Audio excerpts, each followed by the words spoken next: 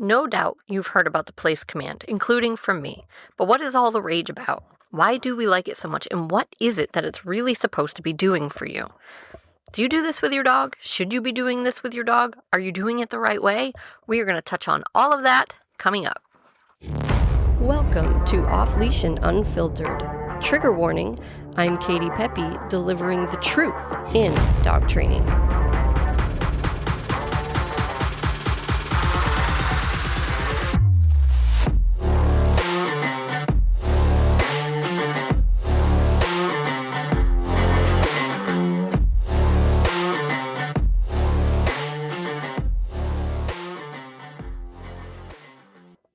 Hey, this is your host, Kati Pepe, owner of Diamond Canine Dog Training in Biddeford, Maine. For those of you that are new here, we specialize in e-collar training, so we help dogs listen, off-leash, and around distractions, or if your dog's being an absolute total jerk, well, we can help with that too. We do it all, and we do puppy training too. This podcast is just my way of sharing, well, everything with you guys, the good, the bad, the ugly, and I will always be honest about how to fix the problems you might be dealing with your dog. So we're not your average super floofy dog training podcast. We are real and honest around here. What you can do is hit subscribe so that you don't miss an episode and so that you can help support the podcast. Every subscribe or follow helps us so much so I can keep putting out this content. We appreciate you. And without further ado, let's jump in. Oh, the beloved place command. Everybody loves the place command, me included. For those of you who don't know, I can't imagine that there are any of you out there, but let's just say somebody doesn't know what the place command is. The place command is usually a command where we tell the dog to go lie on a bed, and they are required to stay there until you tell them they can get off the bed. And this is often an elevated cot, but it can really be anything. It doesn't even have to be a bed. A lot of people will teach their dog to place on various objects and have fun with it, like picnic tables, tree stumps, large rocks. You can use, a bath mat, a towel, a blanket, anything. But generally speaking, most trainers are teaching this with an elevated cot. And that makes it a little easier usually for the dog to learn the command because it is slightly elevated off from the floor, which just sort of makes the boundary a little more obvious. So why do we love the place command so much? Like, why has this become such a thing? Well, I can't speak for anybody else, but the reason we love the place command so much is because most of the dogs we meet need help learning to settle and calm down and be patient and learn to be inconvenienced and just develop some coping skills and all of these things. And the place command can help with all of them. Another reason that it's so wonderful is because it's sort of a passive training tool. Once your dog knows it, right, you can put the dog on place and you don't have to sit there and stare at them. Like, you can go about your business, go about your day, do the things you need to do. And meanwhile, your dog is actually training, right? Because they have to stay there, even if they don't feel like it, even if they don't want to, even if they see something they want to go get, they want to go check out, even if someone comes to the door, even if they hear a noise, no matter what happens, they have to fight that impulse and stay there. And that's training. And that's kind of why we like you to leave the dog there for long periods of time. Sometimes it doesn't have to be all the time, right? I guess it depends on the dog, what your individual plan would be. But, putting your dog there for 10 minutes, well, it's pretty easy for the dog in most cases, right?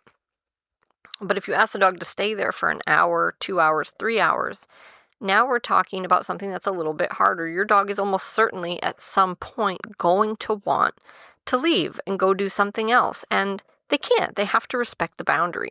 And so that's training, and that's super valuable.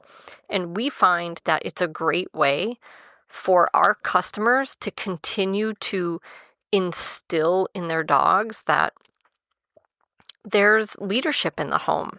There's humans that set rules, that set boundaries, and that enforce them.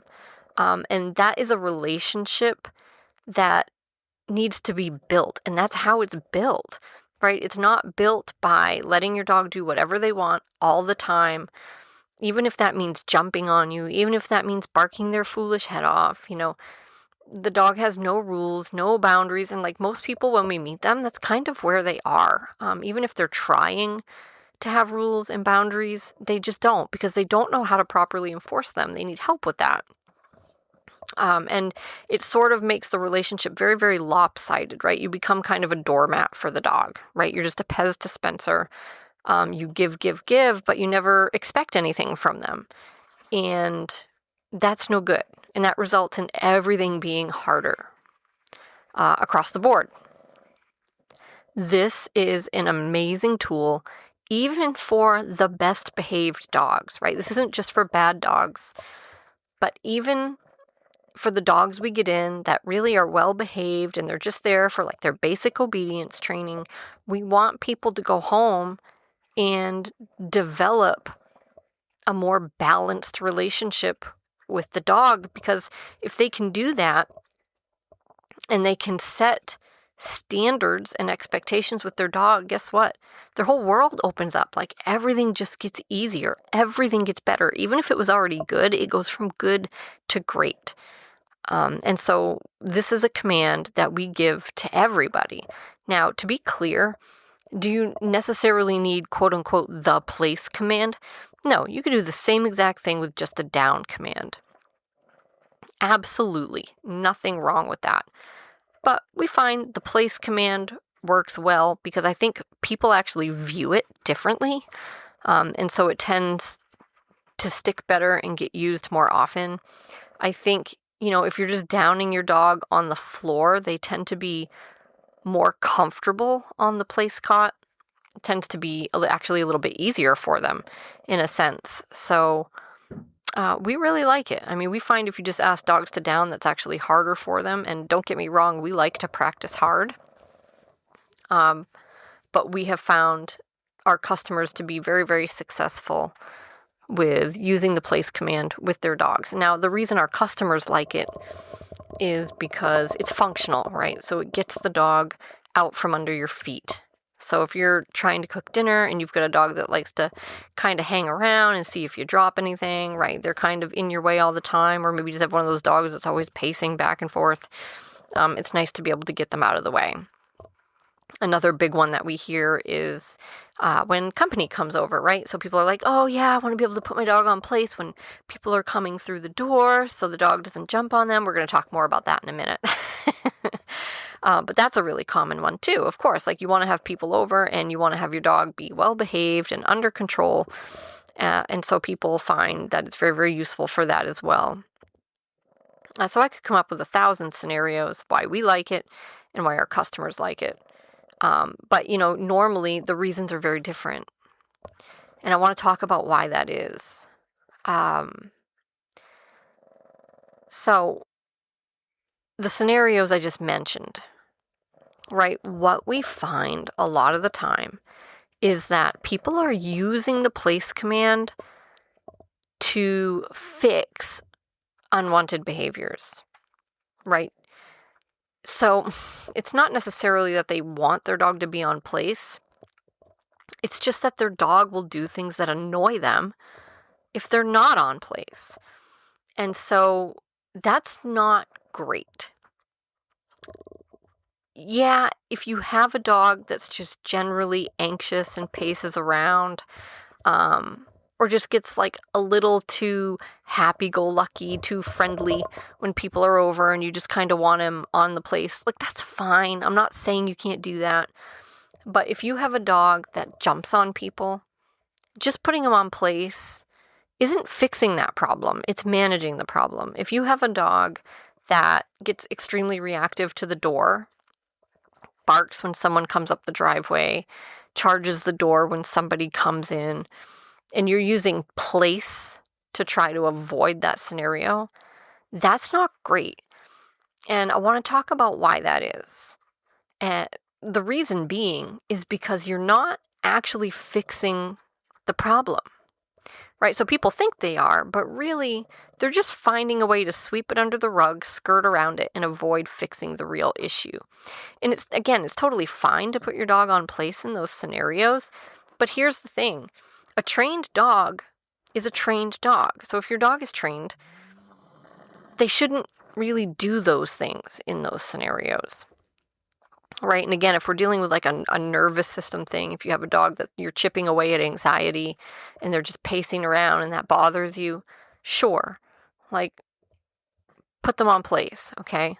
But simple behaviors like jumping, barking at people, charging the door, those are things that, you can have that conversation with the dog directly and eliminate those behaviors, right? Because we want our dogs to choose to do the right thing on their own.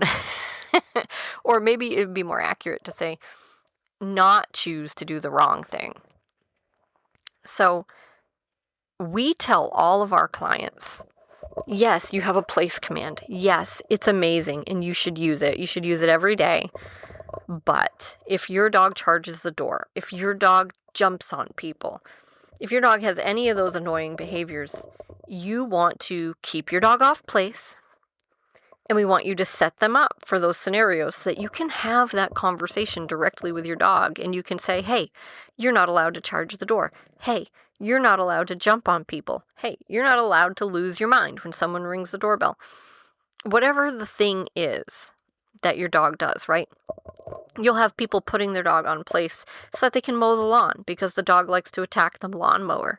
Things of that nature. It's like, no, you got to have that conversation with your dog and tell them not to chase the lawnmower, right? And it comes from this narrative out there that you can just teach alternate behaviors that are incompatible with the behavior you don't like, and that will fix your problem, but it usually doesn't. And even if it does, it never does fully, because you're leaving that annoying behavior that you don't like, you're leaving that behavior intact to be performed again at the dog's earliest convenience, right? So if you never correct your dog for jumping on people, if you never correct your dog for attacking the lawnmower or the vacuum or whatever it is, then what's going to happen is the first time they're not on place, they're going to do that stuff. Or, even more likely, they're going to break place because they're going to be sitting on there so overwhelmed by the impulse to charge the door, to charge the lawnmower, that they're going to make mistakes, and you're going to have to correct them and put them back, and it's going to be still frustrating you. So, we always say this, don't use commands to try to fix your problems, right? You can use them as part of your plan, but commands are never a substitute for properly correcting and eliminating a behavior. If your dog does something that you don't like, that's a behavior that needs to be corrected and eliminated, right? And that's not to say your dog will be perfect after, but for the most part, if you know how to do it, you provide a correction, maybe twice, maybe 3 times, and then your dog's going to start to go, hey, I probably shouldn't do this thing anymore. Right? And now you have a dog that will choose better behaviors all on their own, and you won't have to keep managing them all the time. Right? And you won't have to keep them stuck on the cot all the time. We still want you to use it, but you'll be able to include them more and give them a little more freedom, which most people really like, because your dog is just going to be better behaved, right? But if you try to avoid having that conversation with your dog, if you try to avoid doing those corrections, then the problem is those behaviors stay intact and your dog is going to do them again when they get the chance. And also the place command or the down command or whatever you're using is going to be much, much more difficult for your dog, right? So a good example is the door. We have lots and lots of clients whose dogs get totally worked up about the door. So the second they hear someone knock, or even before they knock, the dogs are reacting, they're going crazy. And here's the thing, if you try to fix that by putting your dog on place, even if you can get them on place, it's probably going to be hard, but even if you do get them on place, they're going to be sitting there, fully aroused, level 10 excitement, just shaking away, spring-loaded, and they're gonna screw up, guys. They're gonna fly off there because they can't handle it. Now, scenario B. Never mind place. Have someone come to the door. Dog starts to go crazy. You say no, and you provide a high correction. Now you've had the conversation with your dog that says, hey, you're not allowed to do that. You're not allowed to get all crazy when someone comes to the door. I don't want you barking your head off. I don't want you growling. I don't want you charging up to the door and jumping all over people. That's a no, and it's a high correction. And usually it's quite high because dogs are in such an escalated state when it comes to the door. Now, once you've had that conversation and your dog doesn't do that anymore, or at least, doesn't do it so intensely, right? Maybe they still notice someone comes to the door. Maybe they let out a little boof. And if you're okay with that, fine, right? But you tell your dog to zip it, they should zip it. But you can't have dogs going off a cliff with that kind of arousal. Once you've had that conversation and you've changed their response to the door, now if you want to use place, use it. That's fine, because now you have the best of both worlds. You have a dog that's going to be better behaved, all on their own, by default. And if you put them on place, it's going to be easier now for them to do it and for them to stay there, because they're not going to be sitting on there loaded with arousal like they were before. Love the podcast? Well, I have great news. We are now offering an inexpensive subscription where you can get access to our new premium content. This content isn't available to our general listeners. It's made just for you. It includes all kinds of behind the scenes stuff, all the obstacles and how we're overcoming them with our board and trained dogs, and the most difficult part of our job, how we deal with overcoming obstacles with our clients. So all kinds of new, cool, interesting stuff for you to get out of those episodes. You can jump down into the show notes and there will be a link to our support page where you can sign up and start listening right away. Thanks for your support. Enjoy the rest of the show. So that's always our advice as far as using the command. It's like, don't use it to fix problems. Just use it as one layer of basically making everything as easy and convenient for both of you as possible. But it's one layer. Don't avoid the tough conversations about the things you don't want your dog to do, because it actually just makes everything harder and perpetuates the problem, because it's just a form of management and not actually great management most of the time. So, like I said, the reason we love the place command so much is that we feel it just really helps our dog develop so many valuable skills as far as calming down and settling and just tuning out the environment a little bit. And, like if you have one of those dogs that are always pacing around, they get to practice something different, which is just being still, just being comfortable, just not really doing anything.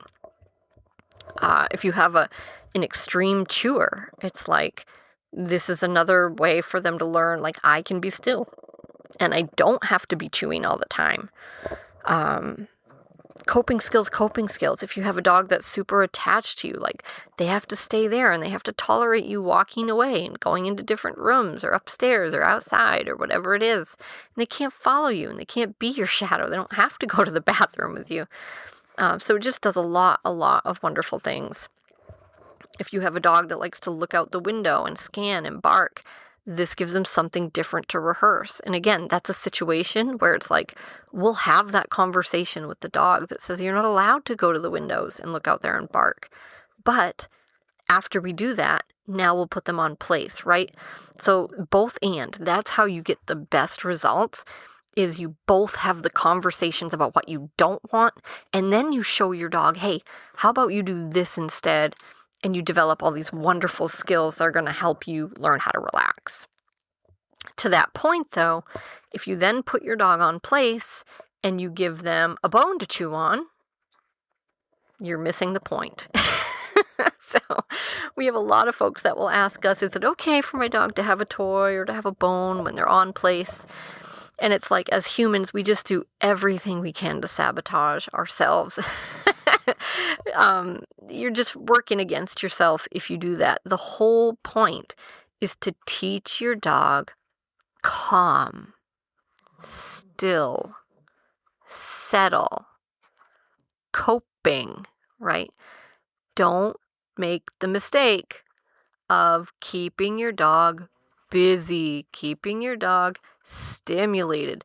That is the problem in the first place most of the time, right?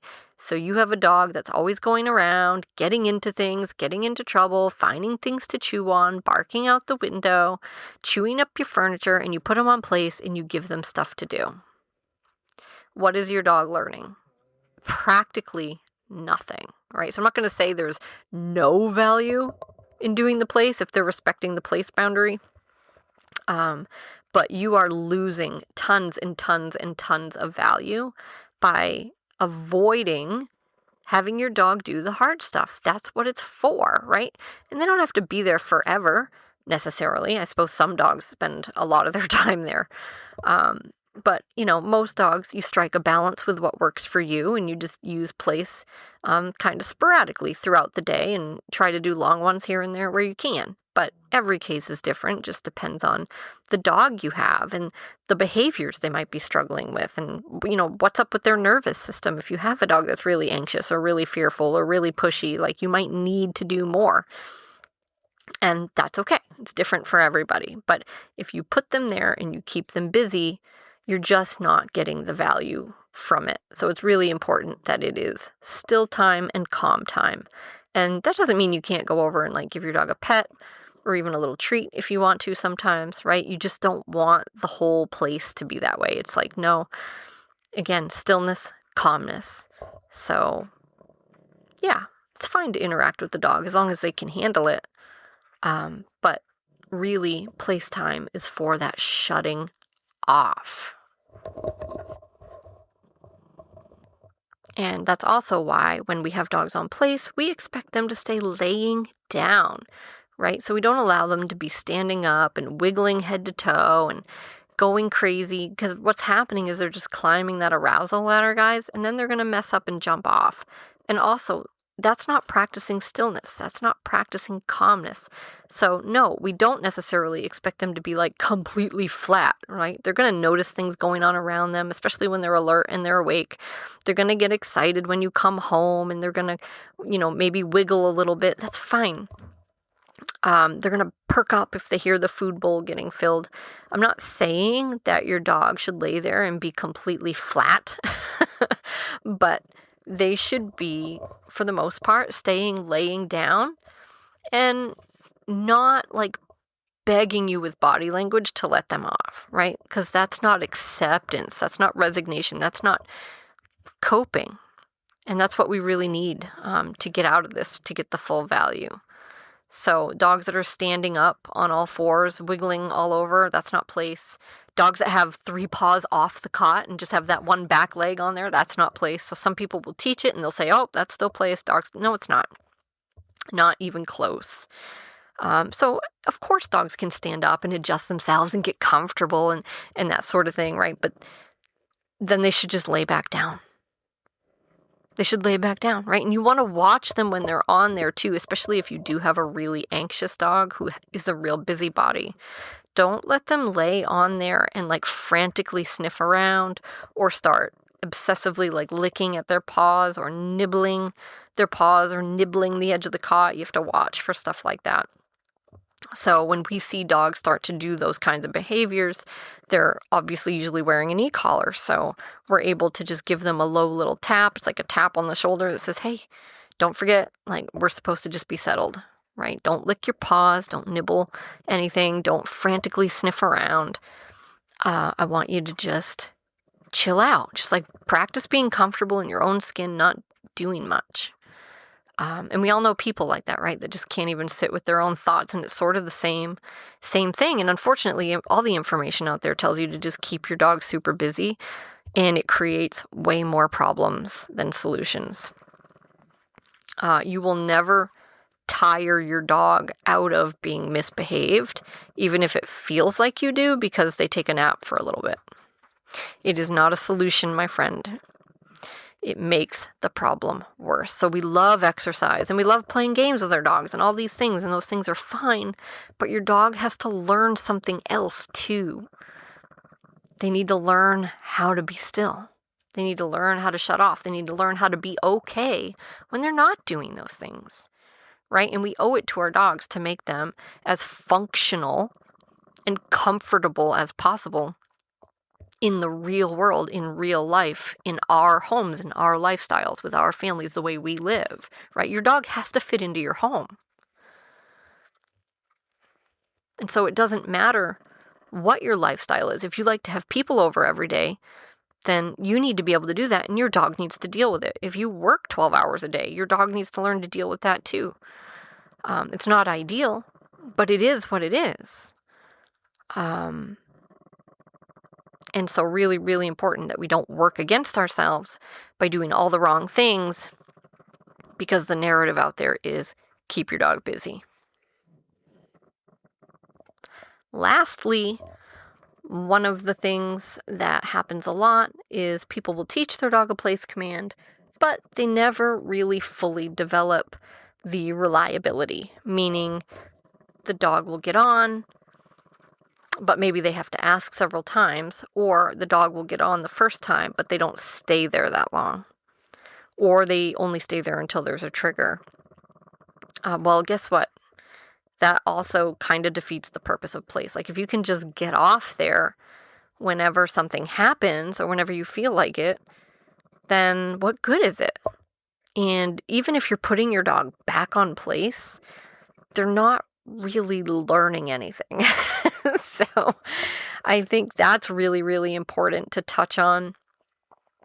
Because, for instance, I have a dog here right now who came in for boarding, and honestly, he's probably the best behaved dog I have ever had in my history with board and train. I mean, an absolute angel, very calm, level-headed, sweet dog, doesn't want any trouble, listens really, really well. But he went through the training program, and we took him from great to, like, perfect. Well, he's back for boarding now. It's a couple years later. And I was shocked when I put him on place and he didn't stay there. I was like, what? Wait a minute. No. And so I corrected him and I put him back, and then he broke again. So I corrected him higher and I put him back, and then a few minutes later he broke again. So I corrected him much, much higher and put him back, and that was it. He didn't make that mistake again. The rest of the time that he's been here, he hasn't made that mistake again. But so my feeling is when he's at home, he can break place, and they probably just put him back. Or maybe they correct him, but they correct him at something very, very low. Like when they came in, their remote was on a 5. I'm not saying that that's all they ever use, but I definitely get the sense in talking to them that they feel Cooper is very, very responsive to single digits. And when I corrected him that final time for breaking the place command, I was in the 40s. So you have to understand, when you have taught your dog and you have taken the time and you know that they know the expectation, you have to actually make it an expectation, which means you have to provide a consequence that the dog will respect, right? And we don't get to pick what that is, guys. The dog chooses that. And if you don't do that, and you just keep tapping your dog on the shoulder, then what happens is it just never changes. It just never changes. And the goal in that moment, and I think this confuses some people, the goal in that moment is not to get your dog to go back to place. If you tap on a 5, on a 10, or even a 25, or whatever it is, and your dog goes back, that doesn't mean you've won. That doesn't mean that you did the right thing. The goal is that your dog stops getting off there and making that mistake. Your dog stops violating that boundary. Your dog stops giving you the finger and breaking the command, right? That's the goal. And so you have to listen to the dog and provide whatever consequence, whatever intensity of consequence it is that's going to make that happen. Because otherwise, those coping skills we're talking about, they don't get built. And it's funny because the dog I'm talking about right now, she usually boards him with her family. And the reason he came to me this time for boarding is because he's developed some issues recently where he's a little more aroused than normal, a little more stimulated than normal, and exhibiting a little more separation issues from the woman owner specifically in the house. And so he has a hard time when she leaves the room. Like, that'll actually make him cry. And I assume he will break command.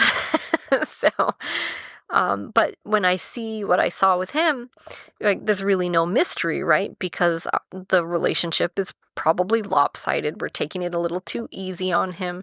We're not really setting any real expectations. We're not enforcing them in any real way. And so the dog only knows softness from us. They don't know boundary setting. They don't know that they enforce rules. And they're able to break command and follow them, right? Whenever he wants to.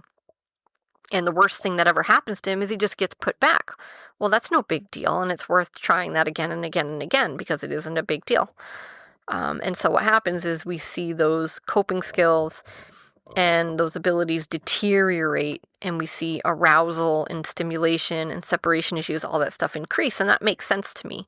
But so it's important, if you're going to use place properly and get the most out of it, that you actually enforce it, right? Once your dog knows it, you have to go through the process. I know I say that all the time, but it's important because if somebody doesn't listen to me regularly or hasn't seen our stuff on social media or whatnot, they might not know, right? They might just show their dog a place cot and put them on there and then blast them for getting off. And that's not what we do at all. There's definitely a process that we take the dog through so that they learn exactly what to do, and tons of rehearsal before we really properly hold them accountable for it. But ultimately, in the end, you have to.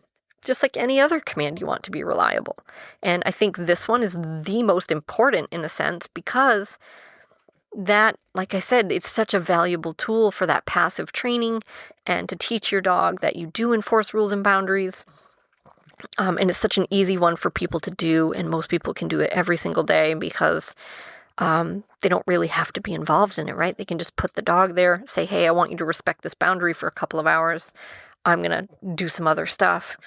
And it's just such an easy way for people to balance that relationship and help their dog learn calmness. But it won't work if you don't enforce it.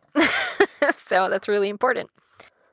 If you are feeling inspired to teach your dog a place command and enforce it with an e-collar, we offer a fantastic online course for only $99. I think it's only $99. It's available on my website. I will put a link to that in the show notes. Just visit the shop and you can purchase that course right there and do that from the comfort of your own home and have an amazing place command in just 10 days. That course is also great if you've been thinking about training with an e-collar, but you're just a little nervous about it. It's a great way to get your feet wet with the e-collar and get really comfortable with it and gain some confidence. So hopefully you'll check that out. And thank you guys for being here with me today. I'll see you next time.